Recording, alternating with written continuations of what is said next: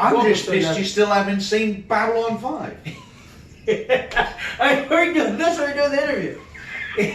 Jesus Christ. No, Nigel Rabid, Jesus Christ is my cousin.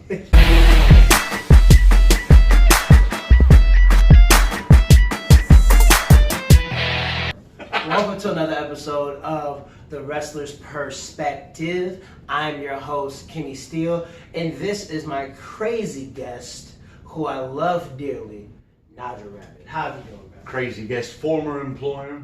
You are my former employer. Former. It says so right there. Rabid Empire. Actually, that says Steel Nation. Well, I was the Steel Nation of the Rabid Empire. Yeah. It's, you know, the empire's everywhere. It's global, man. Yeah, damn near. Yeah. We're getting there. There's actually interest in Pakistan for having awesome. some of the Rabid Empire in Pakistan. That should be awesome, man. So how are you doing? Well, I take everything one day at a time. Yeah, because your global empire is coming on swimmingly. Oh yes, no, we're doing quite nice things as far as that's concerned. I mean, earlier this year was in Pakistan. Congratulations on that. Very excited about that. Just in announcing and commentary capacity, but I really do enjoy doing that in places such as Pakistan, India. People are amazing. The people really are wonderful. Everyone in Pakistan was just tremendous. I believe most people who follow me from Pakistan is because of you. It's probably because of this picture right here. May very well be. Well, in Pakistan earlier this year, we'll be going back to Pakistan later this year, working Check for my flight coordinates. I gotta see if I get easy flight to Pakistan. Working for Pro Wrestling Federation of Pakistan. That's awesome. There is also VCL, which I have an active audition tape to. Awesome. For announcing and commentary, but there has also been interest in allowing me to actually ply my craft. Oh, wow. So I may end up actually performing as the manager that I prefer to work as. So that's nice. That's very exciting. You know, aside from that, other little milestones that occurred this year, like for example, got a chance to finally get to the Cauliflower Alley Club, which, if anyone watching is unfamiliar with the Cauliflower Alley Club, it's kind of like a family reunion for professional wrestling, and everyone's invited. I need my invitation. Well, you have to pay attention. The big thing about the Cauliflower Alley Club, and one of the reasons why I wanted to mention it and push it here, is Cauliflower Alley Club, on top of allowing people to do things like meet legends in the business. For example, I got to meet WWE referee Tim White, nice. who was legendary referee. Maybe, I don't know if he's, but he was a very nice man. Got to meet Sergeant Slaughter. Nice. Got to visit with my friend the Barbarian again, and got finally a chance to meet Meng, aka Haku. Nice. I mean, if you look at my Facebook page, you can see how well that went over. We haven't got a chance to meet Mark Henry. Nice. And chat very briefly with Mark. Anybody get their ass whipped? I think the first two nights, Sunday and Monday, there were shows Sunday, Monday night. Okay. So ass whooping didn't ensue. But I don't believe that anyone entered the Hall of Pain. Okay. But did he ever scream, "That's what I do"? I don't believe he screamed it. I do believe I recall him saying it. The other nice thing is there's two award banquets. Nice. Awesome. They are, if I recall correctly, Wednesday night and or maybe it was Tuesday night, Wednesday night. Yeah, it's Tuesday night, Wednesday night. And so you've got these lovely award banquets, and my friend Andrew Anderson, the reinforcer, nice. He received an award presented to him by the Taskmaster himself, Kevin Sullivan. Got a chance to meet Mr. Sullivan. Nice. Also got to meet a wrestling legend, and a true wrestling legend, not just, WWE put a stamp that said legend on. No, we're talking about Dr. D, Dave Schultz. The man who the slap heard around the world, slapped the reporter who accused professional wrestling of being fake, and then he ends up losing everything in professional wrestling. I mean, and according to him, he was told protect kayfabe, protect the business, and so when the reporter asked, they smacked the. Yes, I was going to say dog shit, but I mean, it's one of those slaps where you sit there and go, oh, there is no taste anymore, is it? Yeah. Everything tastes like saltines now. A seminar where he spoke, and that was entertaining. He spent his life after wrestling as being one of the more reliable and feared bounty hunters in the country. Wow. He probably should have had his own television series opposed to the Diamond Dallas Page knockoff. You know, as a matter of fact, Dr. D has a book out. I'll send you the link. I'll send you the address. That way you can post it up. I want to say he said we'll send it to you guys too. I got a chance to meet and visit with so many wonderful people, but that's not the reason why I want to push this, because that's wonderful. I mean, especially if you're a wrestling fan, this is a great. I mean, they had a little convention space where people had merchandise for sale. You know, Jerry Lawler was there. Oh yeah, how could I forget? Jim Ross was there. What really makes the Cauliflower Alley Club really remarkable is, and JR kept on saying this over and over the night of the final banquet, and that is no one is going to be there for us as the wrestling professionals. So we need to be there for us. That's absolutely and true. The Cauliflower Alley Club, it costs to be a member of it. I want to say it's $25 for a year. It's not bad at all. No, it's not bad. It's not bad at all. I want to say it's $300 for a lifetime. So not bad. Not bad at all. And of course, it costs to go to the banquet. So but you have to be a member to pay for it costs to go to the convention. So you have to pay for all that. But of course, you get 2 banquets. You get access to the convention. You get to meet all of these people. But what they do is they help our brothers and sisters in the wrestling business when they can't help themselves. I want to say it was Bad News Brown who, although they used his shoot name, so I can't be 100%, but I think it was Bad News Brown. When he was diagnosed with cancer, he didn't know what the Cauliflower Alley Club did, and the Cauliflower Alley Club wasn't aware that he had cancer until he had reached about stage 4, and when he was suffering the most, all he could afford was pain management. He couldn't afford any chemotherapy. He couldn't afford anything to add any longevity to his life. So when the Cauliflower Alley Club found out, they began to assist and added 6 months to his life from the original life expectancy that the doctors gave him. The Texas legendary wrestler, WWE legend, the Ugandan giant Kamala. You're familiar with him. He's in diabetes, has taken both of his legs from the knee down. They paid for his home. Wow. Kamala doesn't have to worry about where the next house payment's going to come from. The only thing he needs to worry about is making sure he maintains the utility bills, electricity, water, and that. He's got 4 walls, and those 4 walls will be his forever. And they did that to help him so that he could continue doing things like, management of his diabetes and things of that nature. And that's what the Cauliflower Alley Club does. I recommend any wrestler become a member. And in a business that is so horribly plagued by misfortune, death, and sometimes by misadventures, sometimes by old age, sometimes by too much recreational pharmaceuticals. Nevertheless, it's good to have something there that can help. Absolutely. So, really, go to Cauliflower Alley Club. go to their website. Not right now. Wait till the video's done. Yeah, so wait till the video's done. I'm very entertaining.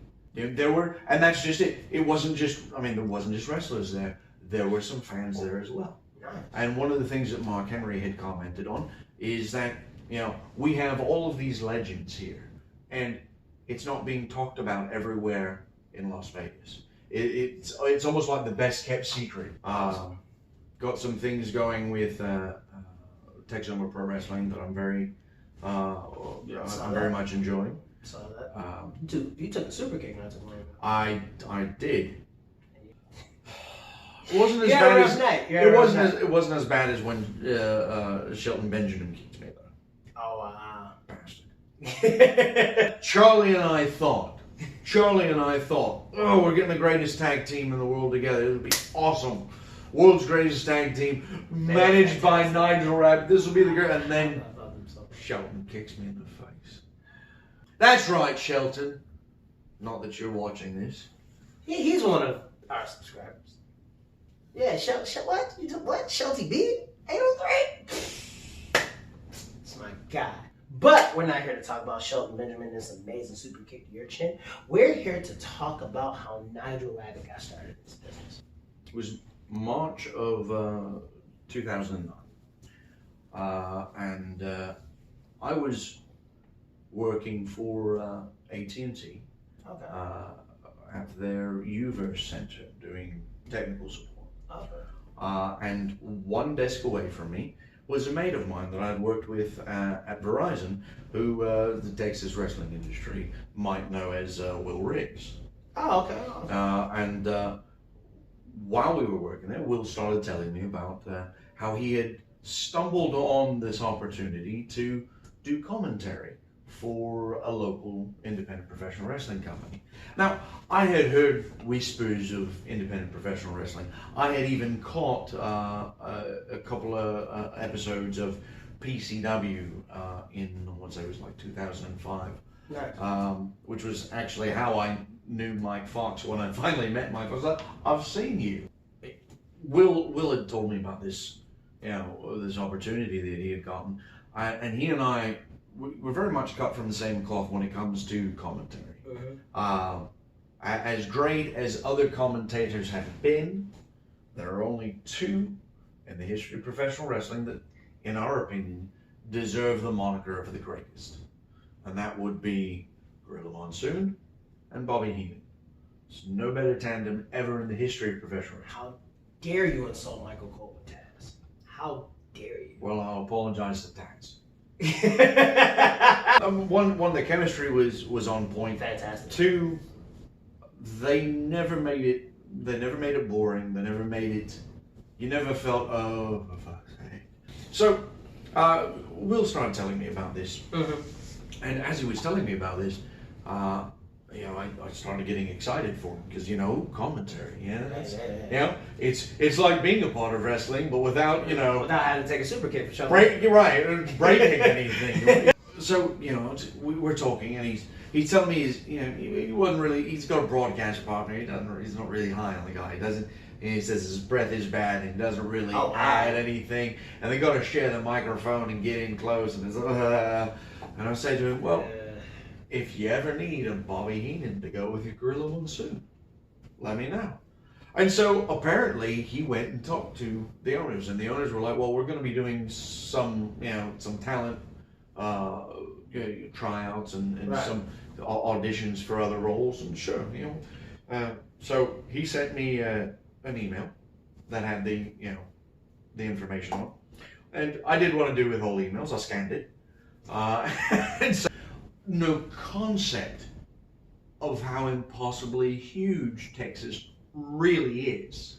I left when I thought we'd have time. I said, it's going to be what? Auditions running, from, I think it said 1 to 3. Mm-hmm. It's about 2 o'clock. We'll leave now. And so when we got the address and we drove down, and as we're driving down, Mrs. is looking at, or the future Mrs. is looking at the email, and she said, oh, they're auditioning for valets. I could do this with you. This would be fun. GPS had us stop, but what it said was the right place. Now I'm in the driver's seat, the missus is sitting next to me. And we look this way, and there is, it's not a mobile home, but it's one of those ones that you could put on a flatbed truck and take somewhere. Trees scattered around it, like the trees like that big, right? Not very big at all. Trees scattered around, not even really, you look at it and go, well, there's not really even a proper line of sight for a driveway. And she said, shall we? I said, let's. We got out of there as quickly as possible, stopped in the town square and kept trying to get hold of my friend, and I'm blowing up his phone. He finally he's like, I gave you the number for the promoter, didn't he give you the directions? Yeah, he gave me directions, but I'm driving and can't really write them down. We finally show up, and I meet a gentleman who goes by the wrestling name of Elvis, L-V-I-S, whom you've met. He realized we'd come all the way from Dallas and was like, well, auditions are kind of, hang on, but, well, auditions are kind of done, but go ahead, let's see what you do. So, he sets Jesse to come to the ring as a valet. Jason Silver calls Jason over, brings Jason, and all right, you two come out. He steps out. I do introductory voice, and he goes, "Ladies and gentlemen, hey, everybody, take a look at this." And does big, not necessarily the NWO, but just big deal. But Jesse comes out and she, following Jason, struts down the rampway, and everyone's next promoter looks at me and says, "All right, we want you to do play-by-play." And I've been prepared for color commentary. Well, these two lads, Jason Silver and Mike Howard, they start wrestling. I had never in my life seen independent professional wrestling. The way I describe it when people ask me, "Oh, like WWE, do you do television?" It's like, no. Think of us more as like minor league baseball.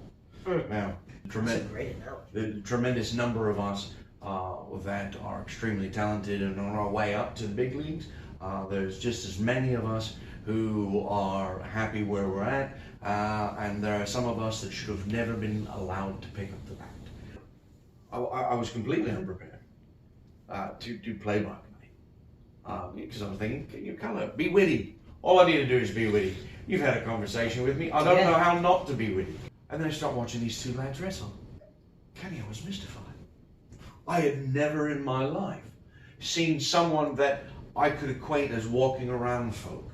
Not a normal human being, someone with hopes and dreams and aspirations, opposed to a star. I never had any idea that there was any kind of growth process, learning process, or anything else to build your way into professional wrestling. So I'd never seen anything like that. Kids, because at the time, Jason Silver had not yet been 21. Wow. All right, and Mikey was about the same age. So I'm sitting there watching these two kids, and they're incredible. They're doing things that I've seen on television that I had no concept that real people could do. And it's astounding. About halfway through the match, Elvis turns around, looks at me and says, "Y'all gonna call this thing or what?" I literally doubled over when I realized what I'd done. I'd gotten so enthralled with what was going on. I hadn't been calling anything, I hadn't been doing anything, and so I literally just went, oh.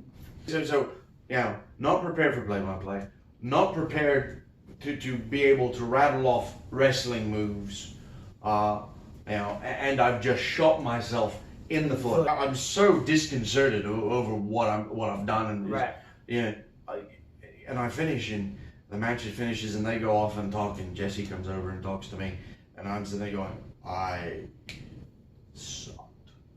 He comes back with 2 business cards, and on the back of the business cards, admit one, and 2 dates, March 22nd, March 23rd, written on both.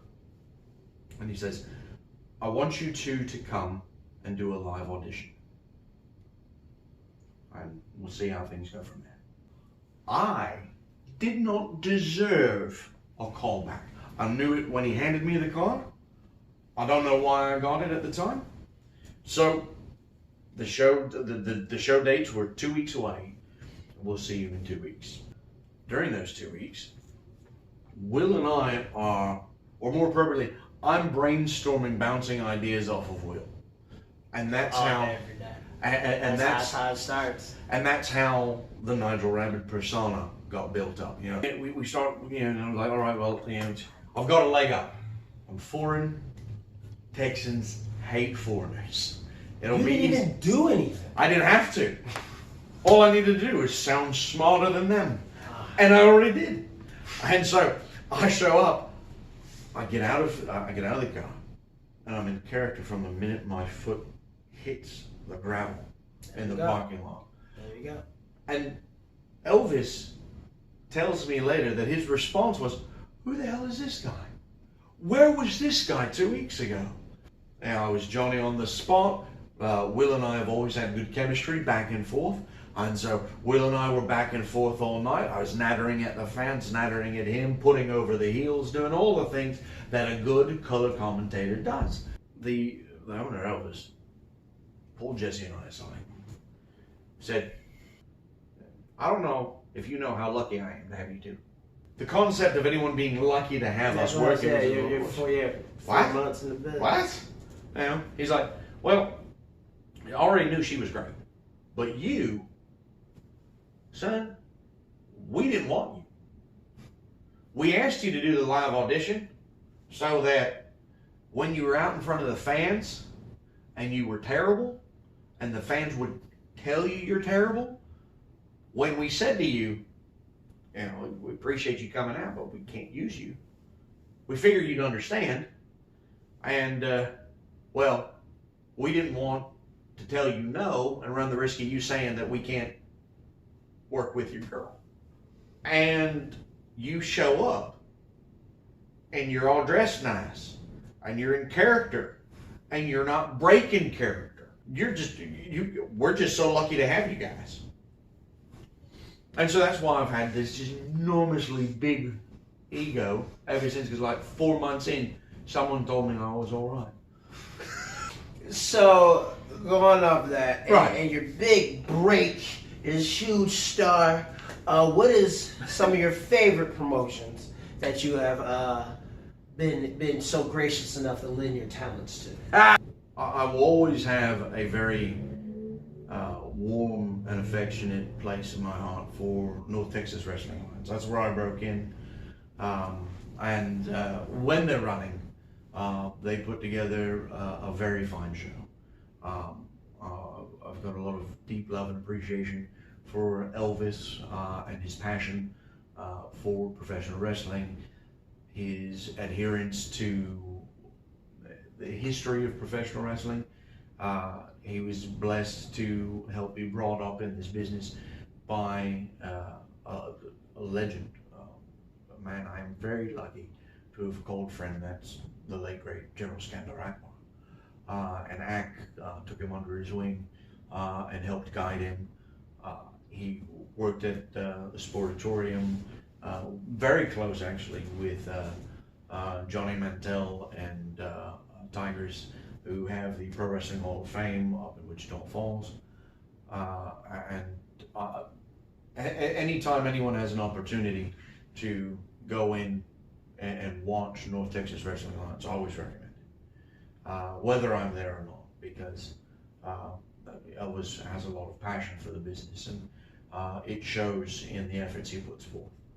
We'll never be able to have this kind of conversation without saying warm and lovely things about your alma mater. Metroplex Wrestling was really the second place in North Texas to really give me a opportunity to ply my craft as I wanted to ply it. A lot of companies wanted to just let me announce. They didn't want me to manage. And although I objected at the time, a lot of companies didn't want to let me manage and announce at the same.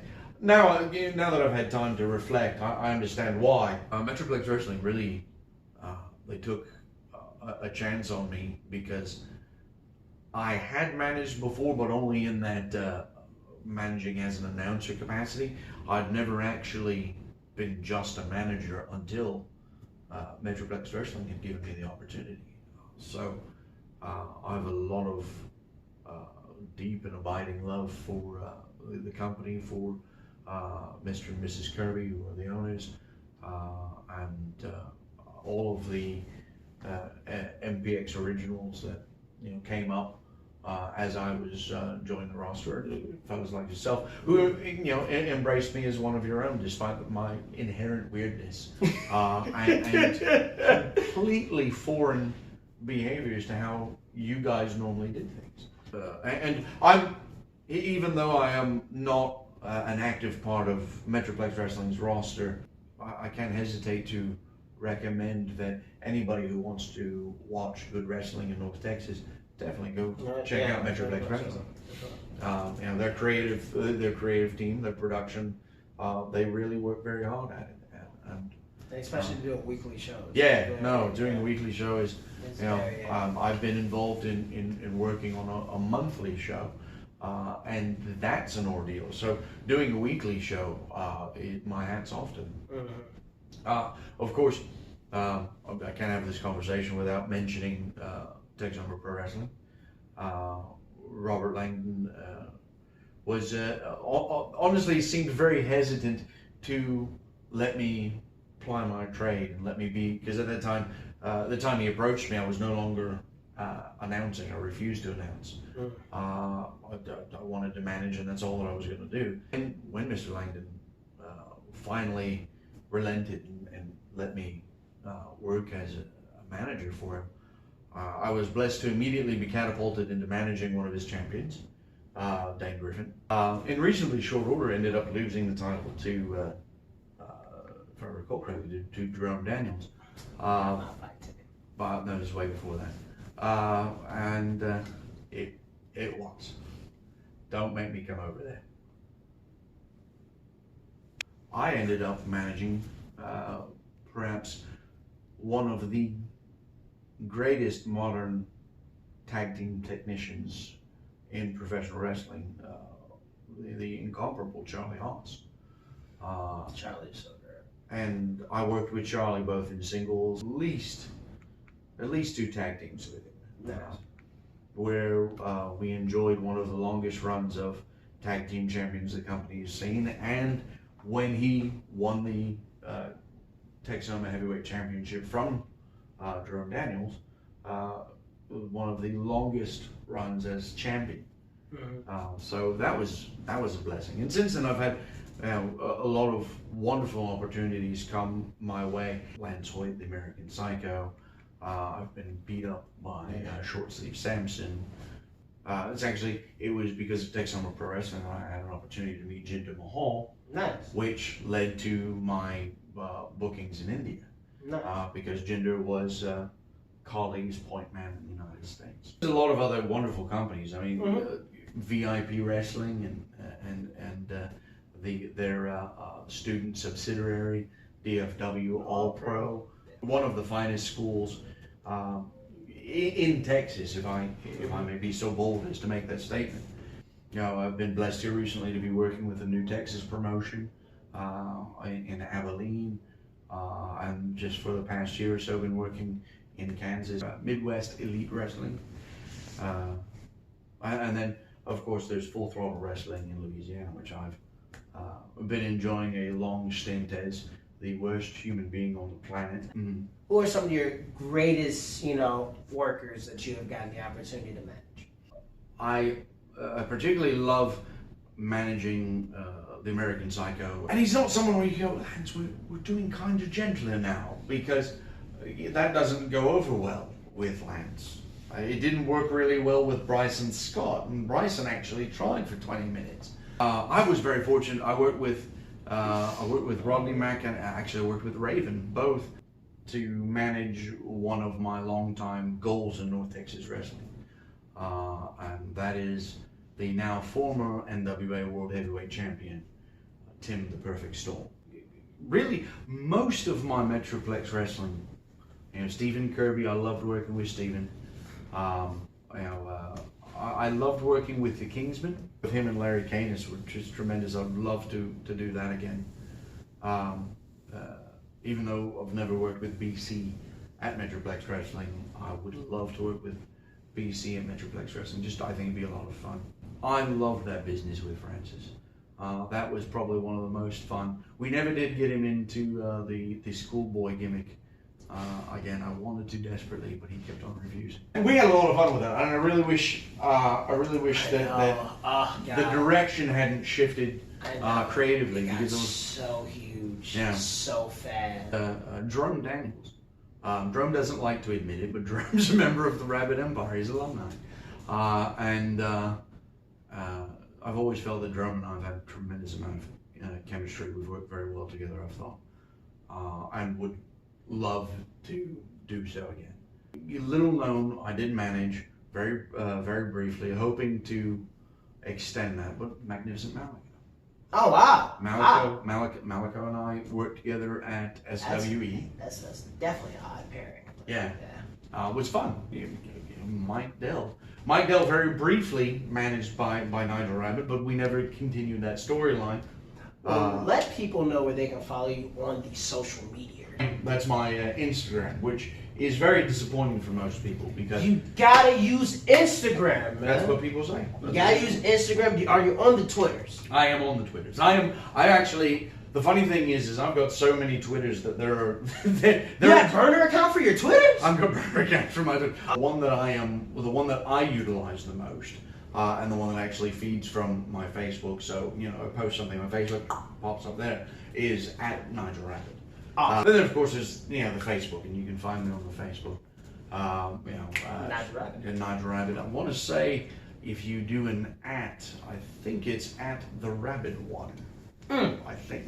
Okay. So, if you want to follow Nigel Rabid, please do follow him on his social media. If you want to follow me, you can follow me on Instagram and Twitter at KenDogDMFT, and on Facebook as Nigel. No, I'm Kenny Steele. You're Nigel. That's right. Yeah. That's right. So follow me on Facebook as Nigel Rabid. Also, please don't forget to like, share, and subscribe. So be kind, be cool. Catch you later. They do know that we talked for like 4 hours.